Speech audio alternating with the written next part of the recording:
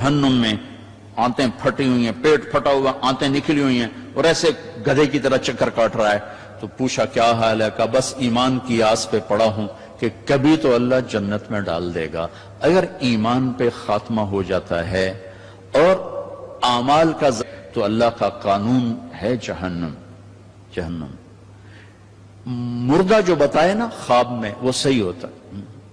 میرا ایک first cousin, جیسے ذمہ داروں کے بچے ہوتے ہیں، ساری زندگی غفلت میں گزار دی، جوانی میں وہ نمازیں اس نے پڑھی جو کبھی میں کھینچ کے مسجد میں لے گیا، یا پھر عید کی 2 نمازیں، اس کے علاوہ مجھے یاد نہیں.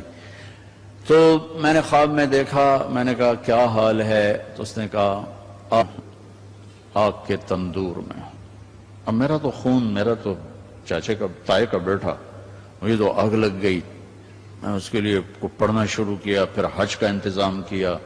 تو حج کے بعد جب واپس آیا تو پھر مجھے نہیں خواب آیا، ایک اور ساتھی کو خواب آیا کہ تمہارا تحفہ مجھے مل گیا، وہ جو میں نے حج کروایا اس کی طرف سے. تو اللہ تعالیٰ کا فضل ہے کہ اس نے یہ بھی رکھا اس امت کے لیے کہ مرنے والوں کے لیے ایصال ثواب کرتے رہو تو ان کی بخشش کے سامان بن جاتے ہیں. تو اگر ایمان ہے اور عمل نہیں ہے تو جنت میں نہیں جائے گا، وایا ہو کر جائے گا. اور اعمال میں میرے عزیزو، میں نماز کی پہلے تھوڑی بات کی تھی. روزے گرمی میں میرا اور آپ کے صبر کا امتحان ہے، میرے آپ کے عشق کا امتحان ہے کہ ہم اللہ کے لیے کتنی بھوک برداشت کرتے ہیں اور اللہ کو برداشت کرتے ہیں. ہمارا روزہ تو شام کو کھل جائے گا، لیکن میرے نبی کی اولاد نے 72 گھنٹے کا روزہ رکھا تھا اور پیاسے ہی ذبح ہو کے اللہ کے پاس چلے گئے تھے. اور قیامت تک کے آنے والے انسانوں کے لیے عذر کے دروازے، کہ وہ تو رمضان بھی نہیں تھا، پانی سامنے تھا لیکن درندوں نے پانی روک دیا. حسینی قافلے کی بات کر رہا ہوں. اور چھوٹے 2 سال کے معصوم بچے سے لے کر حسین عالی مقام تک نے 72 گھنٹے نہ پانی کا قطرہ نہ روٹی کا لقمہ، اور اسی بھوک پیاس میں اللہ کی بارگاہ میں حاضر ہو اور امت کو پیغام دے گئے. عاشق ہوں میں عشق کماں میں دل رکھیں وانگ، سہ بدیاں ہزار علامے کر جانے باغ بہاراں ہو. منصور جے چک سولی دیتے جڑے واقف کل اسراراں ہو. سجدیں سر چائیں نبا ہو توڑے کافر کہن ہزاراں ہو. سوئی حقیقی جڑا قتل معشوق دے مننے، سر نو جوڑے تے مکھ نہ موڑے پمیں 100 تلواراں کھنے. سچا عشق ہوا ہو سر دیتے تے راز نہ بھنے. یہ پیغام دے کر گئے. ابھی ہمارا چھوٹا سا ٹیسٹ ہوگا، صبح سے شام تک 13 14 15 گھنٹے کا روزہ ہوگا. اللہ دیکھے گا میرے لیے کتنا کو تو اللہ نے ہمیں اپنی بخشش اپنے خزانوں سے دلانے کے لیے نماز دی، روزہ دیا، زکوٰۃ دی، حج کے اعمال دیے. حج زندگی میں 1 دفعہ، زکوٰۃ سال میں 1 دفعہ، روزہ سال میں 1 مہینہ، اور نماز دن میں 5 دفعہ. اور آپ نے فرمایا کہ میری آنکھوں کی ٹھنڈک نماز ہے. اور اللہ نے آسمان پہ بلا کے 50 نمازیں دیں. 50. اللہ کو پتا ہے 5 دینی ہے، اللہ کو پتا نہیں ہے 50 کی تو پڑھنی ہے، ٹھیک ہے، نہیں اللہ 50 دے رہا ہے.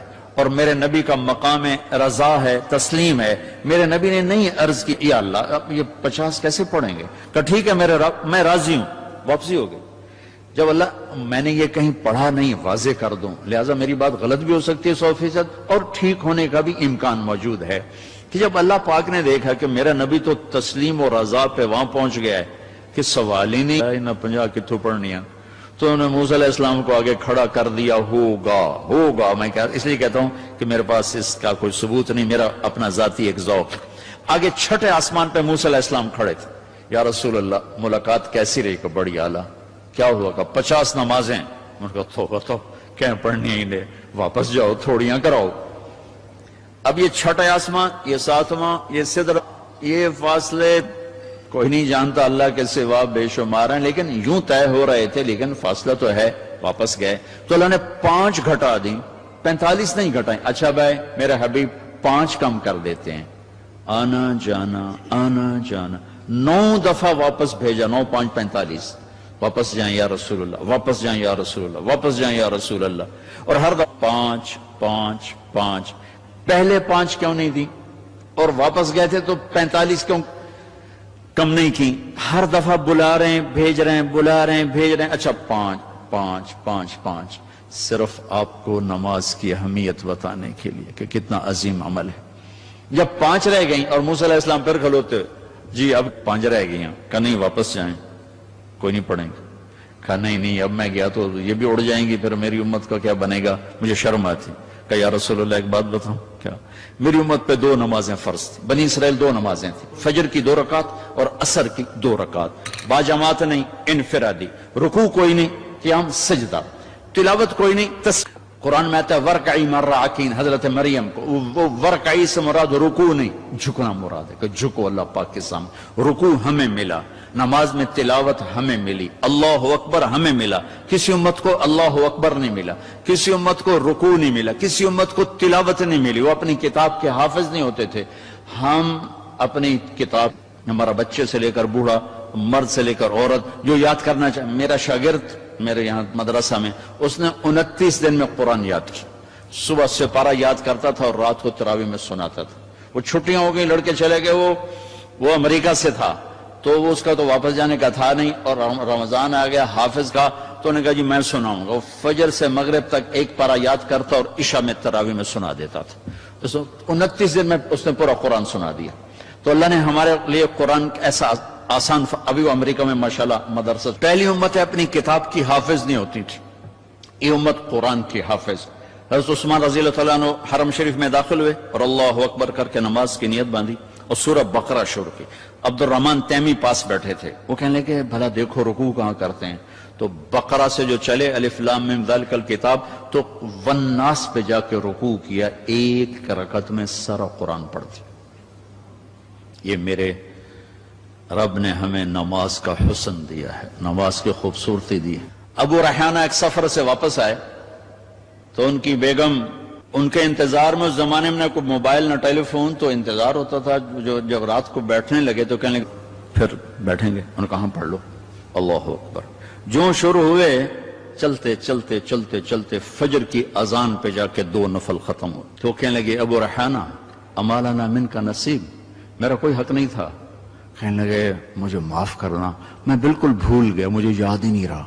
کہنے لگے اللہ کے بندے, ایک کمرے میں بیٹھے ہوئے اور تم سفر سے واپس آئے ہو. انہوں نے کہا میں بھول گیا, سانو تو نمازیں تنگ کیتے رکھ دیں, وچ نماز دے یاد آ رہی, اور ایک کمرے میں تمہیں یاد کیسے نہیں آئی.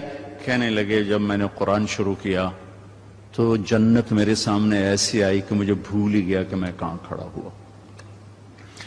ہماری یہ نماز چاہے نہ بنے, چاہے یکسوئی والی نہ بنے, لیکن ہمیں سجدے کا حکم ہے. اگرچہ بت ہیں جماعت کی آستینوں میں, مجھے ہے حکم اذان لا الہ الا اللہ. وہ بت میری اپنی آستین میں بھی ہوں گے تو بھی مجھے سجدہ کر, ٹکے نہ ٹکے مجھے ماتھے کو زمین پہ ٹیکنا ہے اور مجھے اپنے اللہ کے سامنے جھکنا ہے. تو موسیٰ علیہ السلام نے کہا 2 نمازیں نہیں پڑھ سکے, 5 کیسے پڑھیں گے؟ کہ بس جس کا نصیب ہے وہ پڑھے گا, میں واپس نہیں جاؤں گا, میں لے کے جاؤں گا. جب آپ چلے نیچے تو پیچھے سے اللہ کی آواز ہے, میرے محبوب ہماری تو پھر 50 ہی ہیں, آپ کی امت 5 پڑھے گی, 50 لکھوں گا. آپ کی امت 5 پڑھے گی, 50 لکھوں گا. تو ہمیں اللہ نے کتنے ہمارے لیے رحم و کرم کا دروازہ کھولا کہ ایک ہمیں نماز جیسی دولت دی, پھر اس کو باجماعت مسجد کے ساتھ کی دوڑ لگانے کو کہا. ایک نماز سے دوسری نماز کے درمیان گناہوں کی معافی کا اعلان کیا. ایک جمعے سے دوسرے جمعے کے درمیان گناہوں کی معافی کا اعلان کیا. فجر سے ظہر تک کے درمیان جو کچھ ہوا ظہر پڑھی اللہ نے معاف فرما دیا. عصر کے تک جو کچھ ہوا عصر پڑھی اللہ نے معاف فرما دیا. مغرب پڑھی معاف. عشاء با جماعت پڑھ کے سو جاؤ, فجر مسجد میں جا کے پڑھو, ساری رات تہجد لکھی جائے گی. ایک آدمی تہجد نہیں پڑھ سکتا, کمزور ہے, عشاء با جماعت پڑھ لے, فجر با جماعت پڑھ لے تو ساری رات تہجد میں لکھی جائے گی, ساری رات اس کی عبادت میں لکھی جائے گی.